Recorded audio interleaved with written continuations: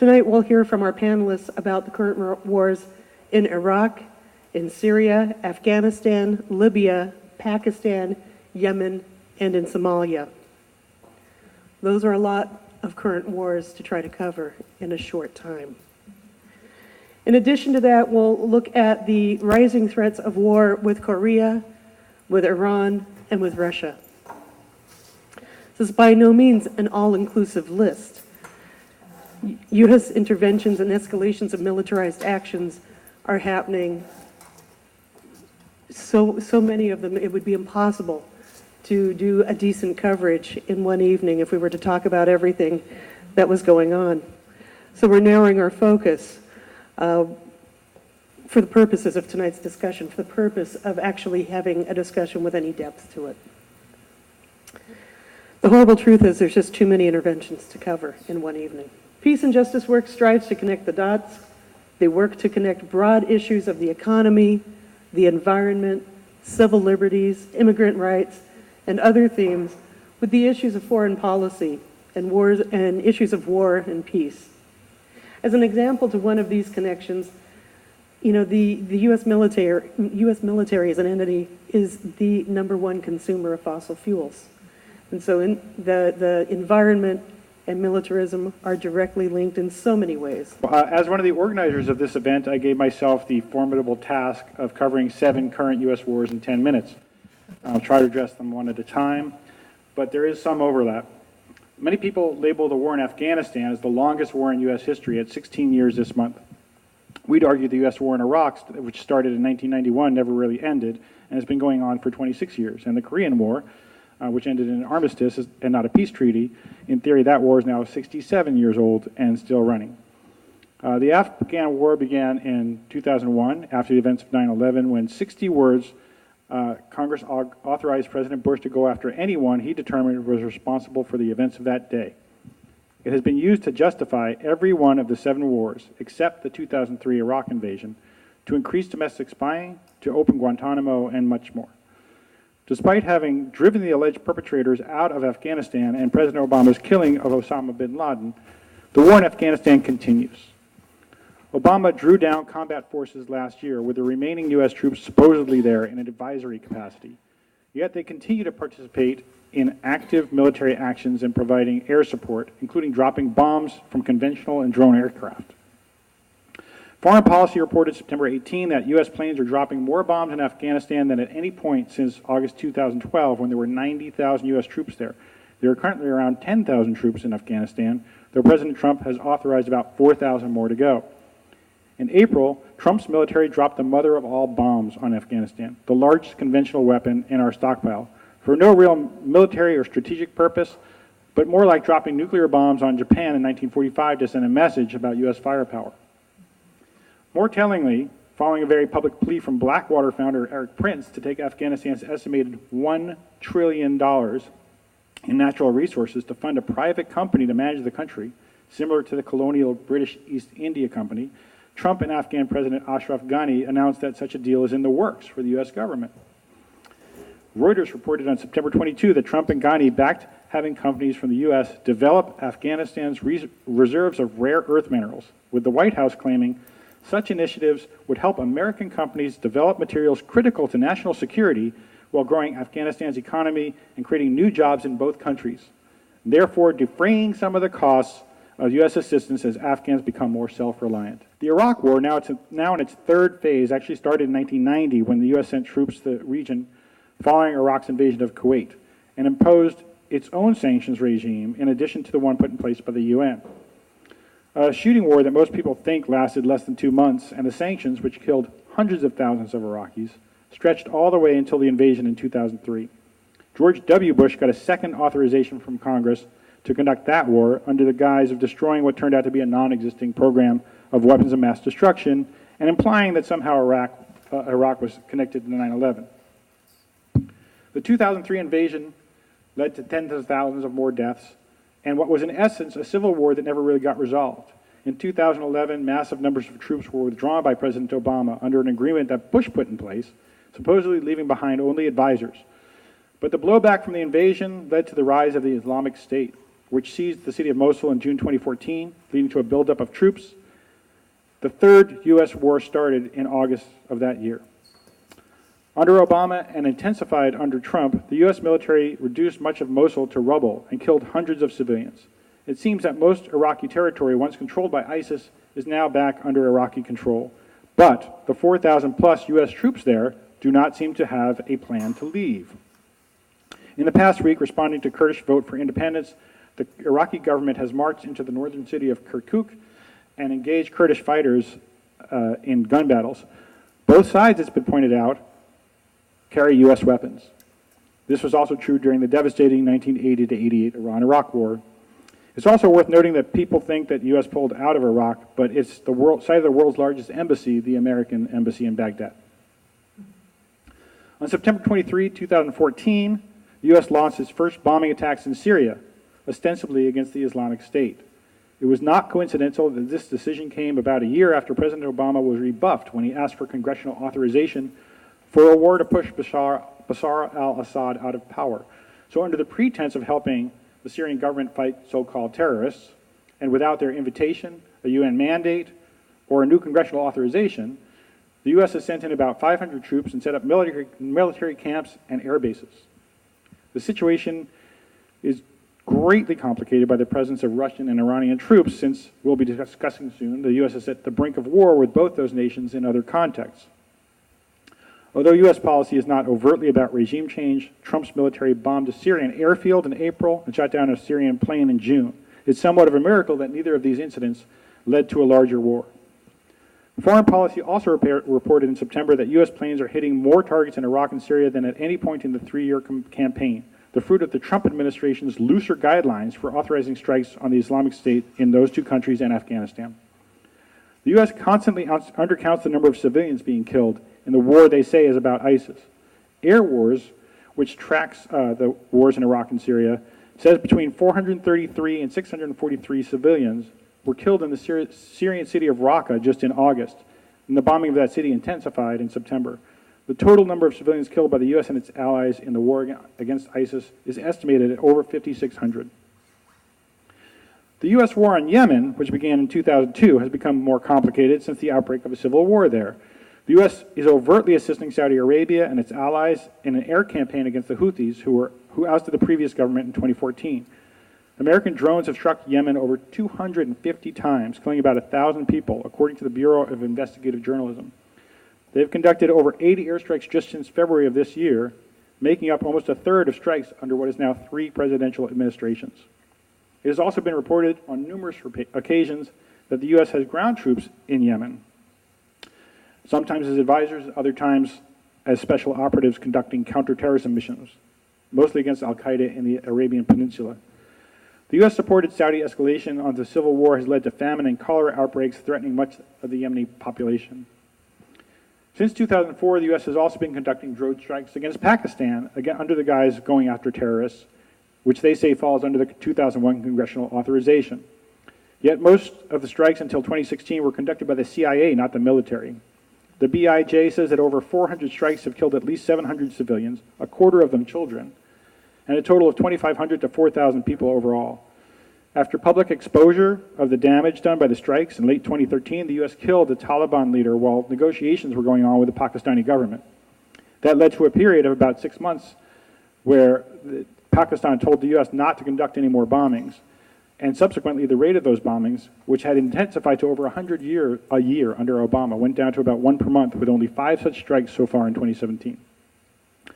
Somalia, like Iraq and Korea, marked a U.S. war that's been going on much longer than conventional thought might tell you, since George H.W. Bush sent troops in late 1992, ostensibly for humanitarian purposes to combat famine. Peace and Justice Work's own fact sheets from the time note the U.S. is interested in the strategic location of Somalia on the Horn of Africa as a launch pad to the Middle East. Somalia became another battlefield for U.S. drones starting in 2007, again ostensibly to fight terrorism based on a 9/11 authorization, and its main target is the group known as Al-Shabaab. BIJ puts the total number of strikes in 11 years at 60, with a spike of 7 strikes in just August this year.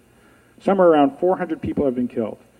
The U.S. has also conducted a number of on-the-ground raids in Somalia and reportedly has troops on the ground there as well. Democracy Now! Reported the massive truck bombing that killed hundreds of people last week was exploded by someone in retaliation for one of the U.S. military actions. In 2011, on the 8th anniversary of the 2003 invasion of Iraq, President Obama launched a war on Libya, leading to the overthrow of the government there and another destabilized nation along the lines of Somalia, Iraq, and despite its government not having been toppled, Syria. Two competing factions have been ruling Libya from two different cities, though the UN has been brokering a resolution.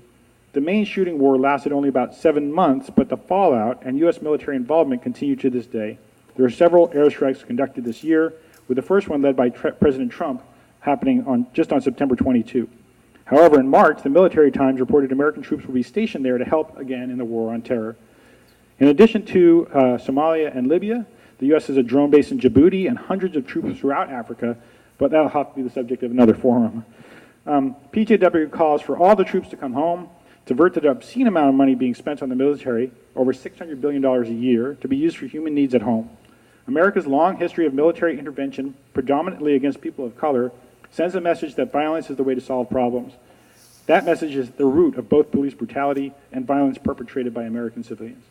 U.S.-North Korean relations are very tense, with the U.S. government threatening to tighten economic sanctions on North Korea and even launch a first-strike military attack to destroy the country's missiles and nuclear infrastructure.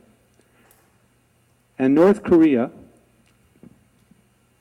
for its part, has said it would respond to any attack with its own strikes against U.S. bases in the region and even the U.S. itself. This is obviously not good, but it's important to realize that what is happening now is not new. The U.S. began conducting war games with South Korean forces in 1976 under President Carter, and it was not long before those included simulated nuclear attacks against the North, and that was before North Korea had any nuclear weapons. In 1994, President Bill Clinton came very close to launching a military attack on North Korea. In 2002, President Bush talked about implementing a naval blockade of North Korea and asserted the right to attack, including with nuclear weapons, any country that threatened the U.S. or its allies, and North Korea was high on the list of targeted countries. Since 2013, the U.S. has conducted war games involving preemptive attacks on North Korean military targets, including with nuclear weapons, and what the U.S. military calls the decapitation of the North Korean leadership. The point here is not just that we have a history of threatening war, including nuclear attack against North Korea, but that it's been bipartisan through Republican and Democratic administrations. I don't think we're on the verge of a new Korean War, but the cycle of belligerency and threat-making on both sides is intensifying, and it's always possible that miscalculation could trigger war. This is nothing to play around with, obviously, and this is very important. Even if war is averted, this escalation of tensions has high costs, and so it's not just enough for us to hope we have no war. Trump is continuing Obama's strategy of responding to every North Korean missile launch or nuclear test with new sanctions. These sanctions cut deep, seriously hurting North Korean living conditions. For example, UN sanctions through 2 resolutions passed in August and September of this year call for blocking North Korea from exporting coal, iron ore, lead ore, seafood, and textiles, all key products for the nation. They also ban countries from opening new or expanding existing joint ventures with North Korea. And they impose a cap on the amount of oil North Korea is allowed to import, amounting to about a 30% reduction from current levels, along with a total ban on the import of natural gas. All of this will devastate the North Korean economy and the people who live there. But the costs of U.S. policy are not limited to North Koreans, although they bear the greatest burden. The tensions generated by the escalating U.S.-North Korean standoff are helping to fuel greater military spending and militarization in Japan and China, as well as the U.S., at the cost of needed social programs. This is a dynamic that strengthens the political power and influence of dangerous right-wing forces in all these countries. And in South Korea especially, these tensions have already been at work undermining democratic possibilities, as labor leaders have been jailed, civil rights curtailed, and progressive political parties disbanded in the name of national security. So it's not enough for us just to work to oppose outright military conflict. We need to change the dynamics driving U.S. and North Korean relations, and doing that requires changing U.S. foreign policy towards North Korea. The U.S. government and the mainstream media claim we have no choice but to follow our present policy of aggression towards North Korea. But that's not true. We have another option, but it's one that the U.S. government never likes to discuss.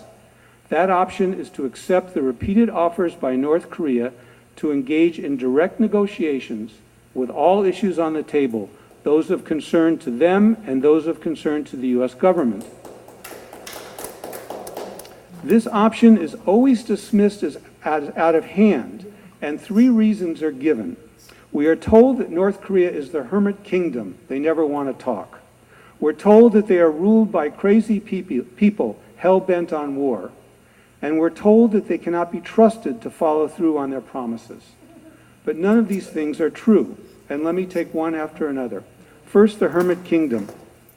The North has been asking for direct talks with the U.S. since the early 1990s. The reason is simple. This is when the Soviet Union ended and Russia and the other Central European countries moved to adopt capitalism. The North was dependent on planned trade with these countries, and their change devastated the North Korean economy. So North Korea decided that they had to reconnect to the global economy, and to do so, they needed to normalize relations with the U.S. and end the U.S. embargo. The North has asked for talks to end the Korean War and normalize relations. The Korean War is not ended. There's no peace treaty. The U.S. does not recognize North Korea. There's no formal relations. Up until 2013, North Korea repeatedly offered to abandon its missile program and abandon its nuclear weapons if the U.S. would sign a peace treaty and move towards normalization. But the U.S. repeatedly refused to hold open, direct talks. The U.S. has always put preconditions on those talks, preconditions that always change whenever North Korea has taken steps to meet them.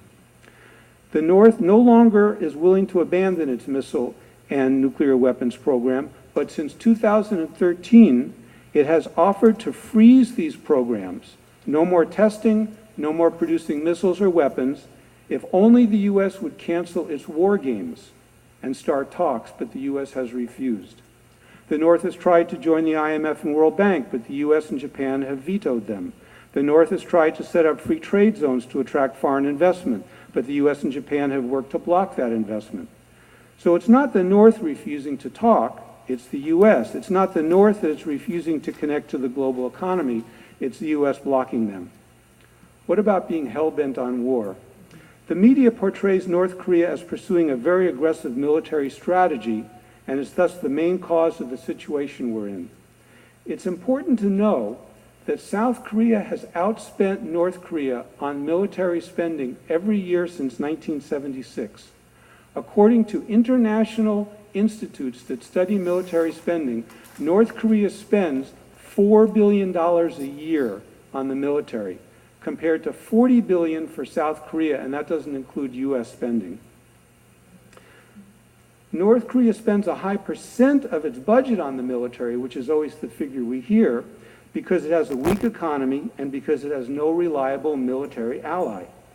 As for the development of a nuclear program, it was the U.S. that threatened to use nuclear bombs on North Korea during the Korean War and introduced nuclear weapons onto the Korean Peninsula in 1958 in violation of the Korean War armistice. It was the U.S. that threatened nuclear attack on North Korea as part of its war games long before the North has nuclear weapons. You wouldn't know it from the media, but North Korea's missile and nuclear weapons development has largely been in response to U.S. militarism and threats, not driven by them. The third excuse is that North Korea is not a reliable negotiating partner. And here we have to take up the nuclear issue directly. The North has tested nuclear weapons 6 times, 2006, 2009, 2013, twice in 2016, and in September of this year. The North was first accused of developing nuclear weapons in early 1990s. It refused to confirm or deny it. It said it would show its hand if the U.S. would enter talks to normalize relations. Its interest was given by the collapse of Its interest was driven by the collapse of the Soviet Union. It needed to end the embargo and threats and hoped to use this offer to draw the U.S. into negotiations.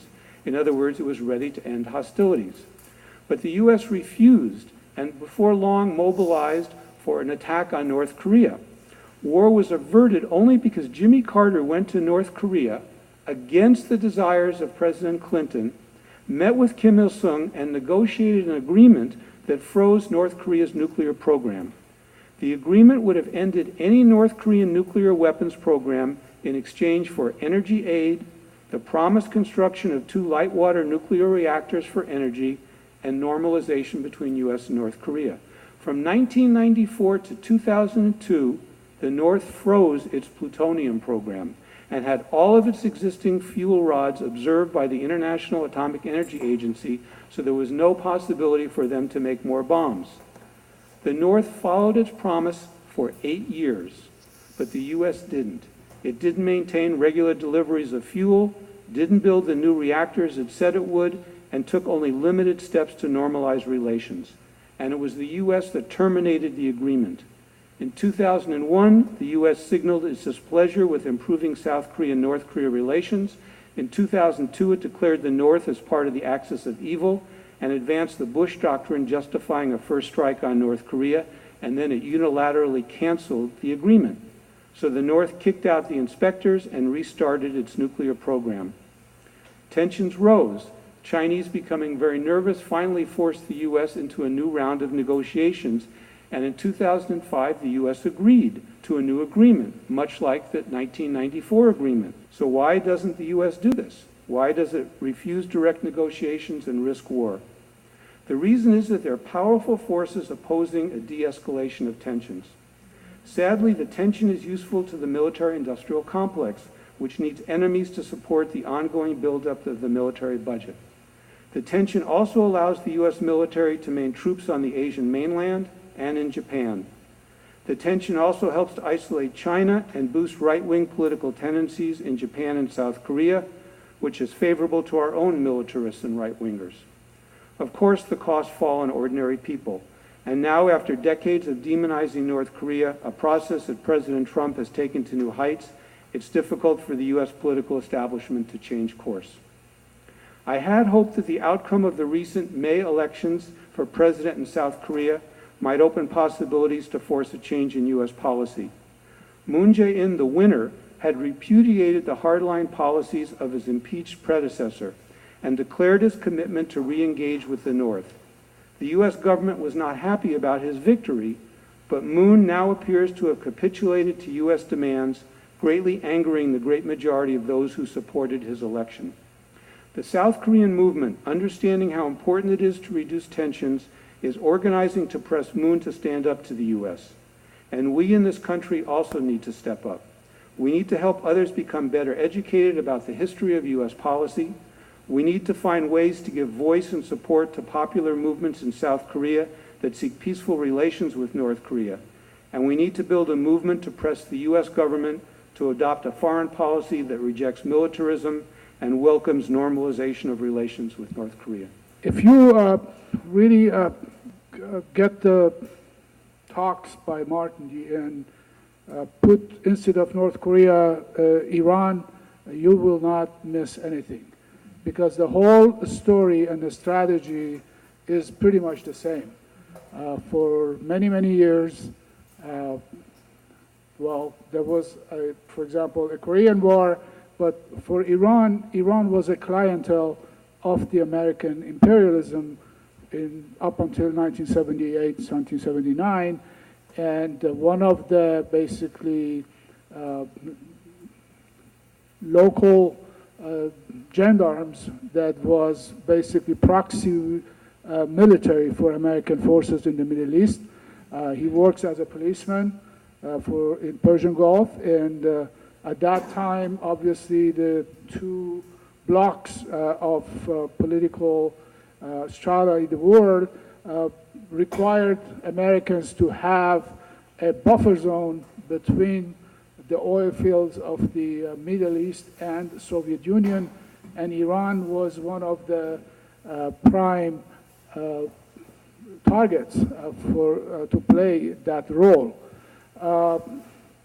At that time, the Shah of Iran was basically, as I said, as a client. He was purchasing military equipment, all the airplanes and fight bombers were all sold to Iran as a first pilot project for the Middle East. Now that position is passed to Saudi Arabia. But for many, many years, Iran was the main purchasing agent for the military equipment. It was to the extent that during the Nixon administration, they actually provided Iran with a special, the same category that now they are using for the special privilege that is given to some countries to purchase or to sell.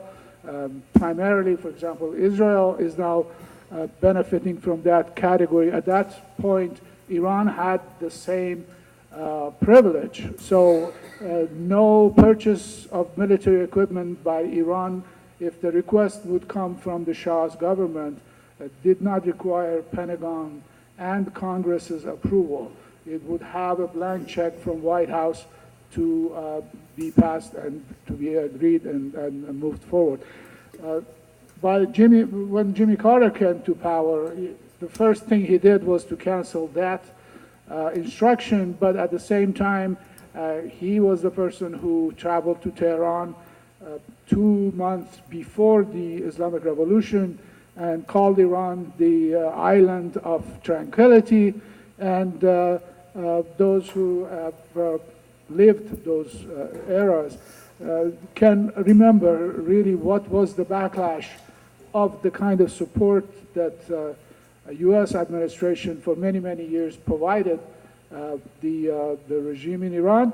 And from the moment the revolution kind of was successful, Iran became the prime enemy